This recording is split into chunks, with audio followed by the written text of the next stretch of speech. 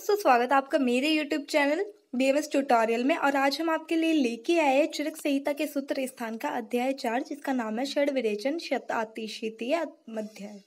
ठीक है, अगर हम बात करें तो बता दें आपको कि चरक संहिता में जो हम पढ़ रहे हैं वो पढ़ रहे हैं चतुर्थ अध्याय, और हमने चार जो अध्याय है उनका समूह बनाया था सूत्र स्थान के, जिसको हमने बोला था चतुष। ठीक है, तो ये जो हम चतुष पढ़ रहे हैं ये कौन सा पढ़ रहे हैं? भेषज या औषध चतुष। ठीक है, जो इसका प्रथम अध्याय था वो था दीर्घ जीविते अध्याय। ठीक है, जो हम पढ़ के आए थे, जिसमें हमने पढ़ा था कि दीर्घ जीवन की कामना करनी चाहिए। ठीक है, फिर दूसरा अध्याय जो हमने पढ़ा था वो था अपामार्ग टंडुलीय अध्याय, जिसमें हम अंत्य परिमार्जन अध्याय भी बोलते हैं, जिसमें हमने जो इंटरनली जो हम मेडिसिन यूज़ करते हैं उनके बारे में हमने पढ़ा था। जो वमन विरेचन में जो द्रव्य यूज़ होते हैं उनके बारे में हमने पढ़ा था। अब फिर बात कर रहे थे तीसरे अध्याय की। तो तीसरे अध्याय था आर्गवध्य अध्याय, जिसको हम बोलते हैं बही परिमार्जन अध्याय भी बोलते हैं, जिसमें हमने लेप आदि के बारे में पढ़ा था। ठीक है, जो एक्सटर्नली हम यूज़ करते हैं द्रव्य उनके बारे में हमने पढ़ा था। ठीक है, तो अब बात करते हैं चौथे अध्याय की, जिसका नाम है षड विरेचन शताशीतीय अध्याय। ठीक है, इसको हम उभय परिमार्जन भी बोलते हैं, क्योंकि इसमें हम दोनों के बारे में पढ़ लेंगे, इंटरनली और एक्सटर्नली जो द्रव्य हम यूज़ करते हैं एज अ मेडिसिन। ठीक है, तो अगर हम इसके बारे में बता दें तो ये चतुर्थ अध्याय, और आपको पता होना चाहिए कि कौन से चतुष में कितने अध्याय और सबके नाम पता होने चाहिए, क्योंकि डायरेक्ट क्वेश्चन कई बार 2 मार्क्स पे इन्हीं पे आ जाता है। ठीक है, अब हम आगे बात कर लेते हैं इस चैप्टर के बारे में। और एक बात और कि हम पीछे के 3 चैप्टर्स पे जो है वीडियो हमारे चैनल पे अपलोड है, अगर आपने नहीं देखी तो आप लोग वहाँ पे जाके देख सकते हैं। ठीक है, अब हम बात कर लेते हैं षड विरेचन शतातिशीतीय अध्याय। तो अगर हम बात करें तो इस चैप्टर के नाम में ही छुपा हुआ है क्या है? षड विरेचन का मतलब होता है 600 विरेचन। ठीक है, और शत आशीतीय के अध्याय का मतलब षड आशीत, मतलब 6 आशीत होते हैं। तो इस अध्याय में हम क्या बात करेंगे? इस अध्याय में हम 600 विरेचन योगों के बारे में बात करेंगे। तो जो विरेचन है उसके 600 योग बताए गए हैं। विरेचन का मतलब क्या होता है? इसमें क्या बोला गया है कि वह क्रिया जिसके द्वारा रोगों को शरीर से बाहर निकाला जाए। ठीक है, इसमें वो वाला विरेचन यूज नहीं किया गया है जिसमें कि सिर्फ जो अधोमार्ग के रोग को निकालता है। हमने ये पढ़ा था ना फर्स्ट ईयर में कि जो वमन होता है वो क्या करता है? उदरमार्ग के रोगों को बाहर निकालता है, और जो विरेचन होता है वो अधोमार्ग के रोगों को बाहर निकालता है। ठीक है, तो 600 विरेचन योग जो बताए गए ये दोनों है, वमन और विरेचन के योग बताए गए हैं। और जो ये 600 विरेचन योग है वो किस पर आश्रित रहते हैं? 6 द्रव्यों पर। ठीक है, वो भी हम पढ़ेंगे। तो अब हम पढ़ लेते हैं कि 600 विरेचन योग कौन कौन से हैं। ठीक है, अगर हम बात करें तो इसको याद करने की ट्रिक क्या है? अब हम बात करते हैं कि इसमें वमन के योग कितने हैं और विरेचन के योग कितने हैं। तो अगर हम देखें तो वमन के कितने हैं? 355 योग। ठीक है, तो इसको हम कैसे याद कर सकते हैं? जो वमन है वो विरेचन से 3-5-5 करता है, क्योंकि वो ऊपर रहता है। ठीक है, उदर मार्ग और अधो मार्ग। तो जो वमन होता है वो ऊपर रहता है और वो क्या करता है? विरेचन से 3-5-5 करता है, 3-5 करता है। ठीक है, इससे आपको 3-5-5 याद हो जाएगा। ठीक है, तो 355 कितने हो गए? वमन के हो गए। अब 600 में से माइनस कर देंगे तो विरेचन के बच जाएंगे। आपको याद हो गया कितने योग किसके, कितने योग किसके हैं। ठीक है, अब इस अध्याय में बताया गया है कि भाई जो 355 वमन के योग है वो सिर्फ 6 द्रव्यों से मिलके बनते हैं। ठीक है, 6 द्रव्यों के बनाए हुए योग है वो। तो अब हमें ये भी पता होना चाहिए कि भाई वो कौन से द्रव्य है। ठीक है, तो अब हम ये पढ़ते हैं। और जो विरेचन है वो भी 6 द्रव्यों के योग से बने हुए। विरेचन के योग भी जो 245 योग बताए गए हैं विरेचन के, वो भी 6 द्रव्यों से बने हुए हैं, और वमन के योग भी 6 द्रव्यों से बने हुए हैं। अगर हम बात करें तो विरेचन को रेचक भी बोलते हैं। ठीक है, याद रखना, विरेचन को रेचक भी बोलते हैं, पहले बोलते थे विरेचन को रेचक। तो ये टर्म भी हमारे पीजी के पॉइंट ऑफ व्यू से बहुत ज़्यादा इंपॉर्टेंट है। अब बात कर लेते हैं वमन की। तो वमन के हम बात करते हैं उन 6 द्रव्यों के बारे में। इसमें मैंने ट्रिक बनाई है। ट्रिक है, मदन जी इस मार्ग के वैद है। मदन से आपको याद हो जाएगा मदन फल, जी से आपको याद हो जाएगा जीमूत, और इससे आपको याद हो जाएगा इक्ष्वाकु, और मार्ग से आपको याद हो जाएगा धामार्ग, और के से आपको याद हो जाएगा कुटज, और वैद। ठीक है, वैद क्या करता है? वेदन का कार्य भी करता है, तो कृत वेदन। ठीक है, अब हम आगे बात कर लेते हैं। ये 6 द्रव्यों के बारे में तो हमने बात कर ली। वमन के कौन कौन से हैं, तो हम बात करते हैं तो 6 द्रव्य है वही 355 योग बनाते हैं। तो अब हम देखते हैं कि कौन सा द्रव्य कितने योग बनाता है। ठीक है, आपके लिए नाम याद करना बहुत ज़्यादा कंपलसरी, क्योंकि ये डायरेक्ट एग्जाम में आ जाता है कि वमन द्रव्य के योगों के बारे में लिखे, ठीक है, या वमन के योगों के द्रव्य लिखे। ठीक है, तो इसके ऊपर आपके ऊपर क्वेश्चन आ सकता है, तो ये नाम याद करना बहुत ज़्यादा इंपॉर्टेंट है। अब हम देख लेते हैं कि कौन से कितने योग बनाते हैं। ठीक है, ये आपकी चॉइस है, ये आपके लिए कंपलसरी है, आप याद करना चाहे ठीक है, नहीं करना चाहे तो भी ठीक है। ठीक है, अगर हम बात करें तो मदन फल जो होता है, अब देखिए जो वमन के द्रव्य है वो कितने 355, तो 3 पहले आता है। अगर बात करें तो मदन फल कौन सा है, पहले नंबर का द्रव्य है, तो 1 आ गया। अब 3 पीछे आ रहा है तो 3 3। ठीक है, ये आपको देखो ऐसे ही ट्रिक से याद करने पड़ेंगे। ठीक है, अब नेक्स्ट में देखें तो जीमूत क्या होता है। अब हम क्या करेंगे, मदन फल का 3 ले लेंगे। ठीक है, और 3 तो हम आगे रख लेंगे, फिर इस 3 को 3 से मल्टीप्लाई कर देंगे, कितना आएगा 9। तो ये कितना हो गया 39। ठीक है, नेक्स्ट में हम क्या करेंगे, 3 में देखिए हम नेक्स्ट में क्या करेंगे, जो है 3 से हम 3 में क्या करेंगे, हम 3 से 4 ले लेंगे। ठीक है, 3 में 1 प्लस कर देंगे, फिर इसी 4 में एक और प्लस करके क्या आ जाएगा 5, तो क्या बन गया 45। ठीक है, अब धामार्ग मतलब इसमें क्या आ रहा है, पीछे वृद्ध आ रहा है, वह, तो वैसे क्या बन सकता है, वृद्ध बनता है।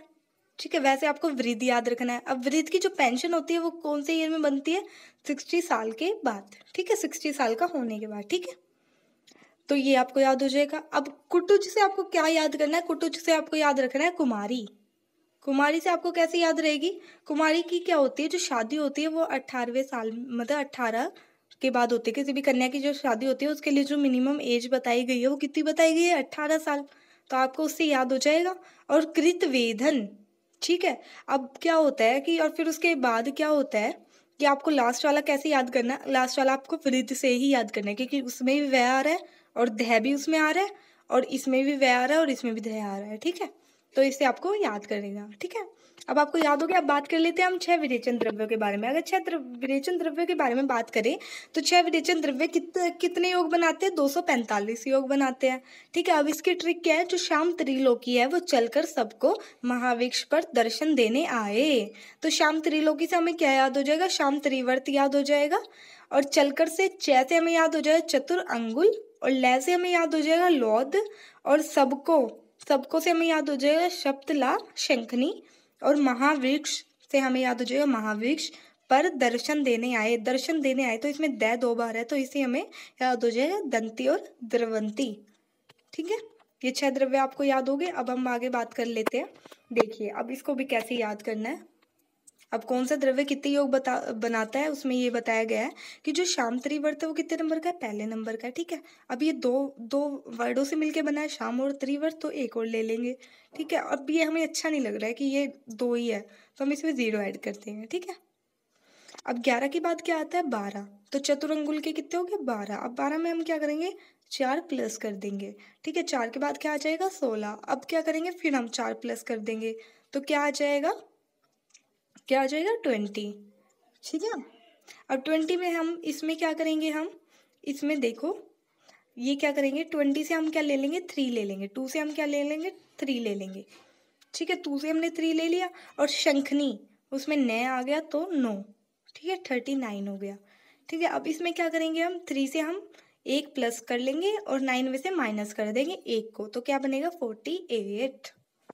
ठीक है, आपको ये इसी ट्रिक से याद करने पड़ेंगे, मैंने आपको पहले बता दिया, ये आपके लिए कंपलसरी है। ठीक है, अब हम नेक्स्ट बात कर लेते हैं। अब देखिए हमने क्या बात करा था कि हम 600 द्रव्यों के बारे में बात करेंगे और उनके 6 आश्रयों के बारे में बात करेंगे।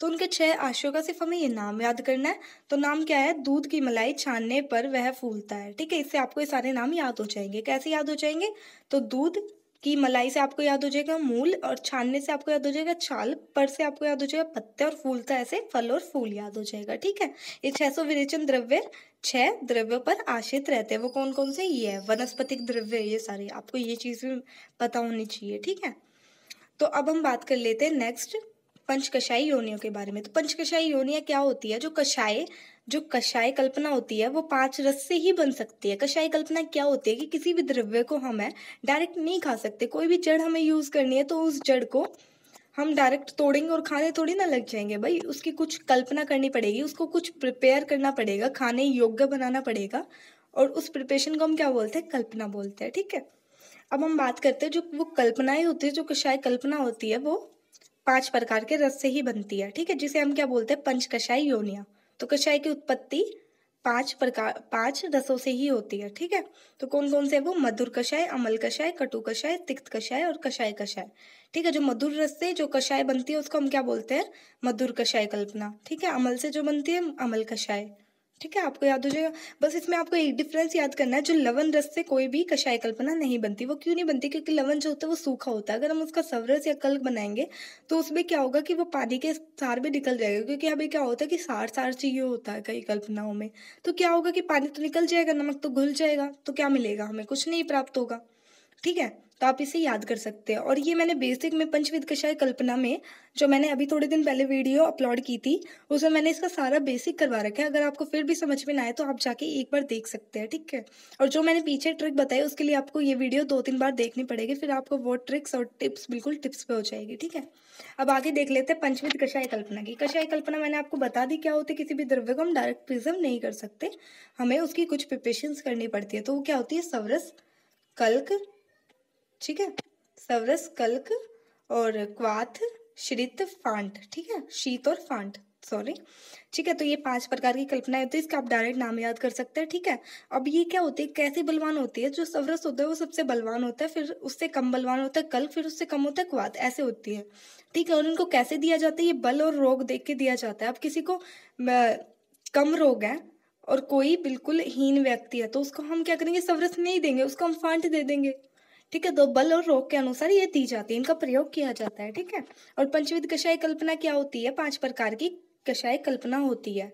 ठीक है, और कल्पना क्या होती है, किसी भी चीज को हम डायरेक्ट नहीं खा सकते। जैसे कि हमने कोई भी पत्ते तोड़े तो उसका हम सवरस निकाल के यूज कर सकते हैं, उसका हम चटनी कल्क टाइप होता है वो बना के यूज कर सकते हैं, क्वाथ गाढ़ा होता है वो भी बना के यूज कर सकते हैं। तो ये सब करके यूज कर सकते हैं, उसका हम डायरेक्ट यूज नहीं कर सकते कि भाई खाने लगे लाके और वो हमारी रोग को दूर करेगा। तो ये सब चीजें नहीं कर सकते हम। ठीक है, अब देखिए, तो इसमें एक चीज और आती है कि भाई जो अब क्या होता है, जो चूरन बटी होती है वो भी कषाय कल्पना होती है, लेकिन ये जो है 5 मौलिक है, इन्हीं से बाद में वो बनी है, जैसे कि चूरन बटी वगैरह, तो वो सब भी इन्हीं से बनी है। ठीक है, अब हम एक एक को पढ़ लेते हैं कौन सी क्या होती है। अगर हम सवरस की बात करें तो किसी भी यंत्र से निचोड़ कर जो रस निकलता है उसे हम क्या कहते हैं, सवरस। जैसे नींबू का रस निकाल दिया। ठीक है, अब कल्क क्या होता है, किसी भी जल वगैरह के साथ किसी भी द्रव्य को पीस लेना, तो क्या होता है कल्क। ठीक है, चटनी टाइप ही होता है। क्वाथ की बात करें तो क्या होता है, अग्नि के साथ पानी डाल के पका देना, काढ़ा सा बना लेना। ठीक है, अब देखिए, अब शीत क्या होता है, शीत क्या होता है कि हम क्या करते हैं कि कटे हुए द्रव्य को जो कूट रखा है हमने, उसका चावल के दाने के समान जितना कूटना पड़ता है, जैसे हम यवकुट भी बोलते हैं, उसको हम क्या करते हैं, ठंडे पानी में डिप कर देते हैं। डिप करने के बाद हम क्या करते हैं, उसे मसल लेते हैं। ठीक है, मसलने के बाद छान लेते हैं, जो पानी होता है उसको हम क्या बोलते हैं, शीत कषाय बोलते हैं, और उसको हम यूज कर सकते हैं। ठीक है, फिर हम बात करते हैं फांट की। तो फांट में क्या होता है कि द्रव्य का जो कूट करना पड़ता है, जो के समान बिल्कुल। ठीक है, और उष्ण जल में डालकर उसे हाथ से मसल लेते हैं, तो जब वो द्रव्य का सारा औषध उसके अंदर से निकल जाता है तो उसे हम क्या कहते हैं, फांट कहते हैं। ठीक है, आई थिंक आपको समझ आ गया होगा, और आप ये वीडियो 2-3 बार देखेंगे तो आपको बिल्कुल समझ आ जाएगा। अगर आपको ये नोट्स चाहिए तो आप हमारे टेलीग्राम पे जाकर ले सकते हैं, और आपका ये चैप्टर यहीं समाप्त होता है। इसमें सिर्फ 50 महाकषाय बचे हुए हैं, जो कि हम आपको ट्रिक के साथ आपके लिए जल्द से जल्द वीडियो लेके आएंगे। ये चैप्टर आपका यहीं की यहीं समाप्त होता है।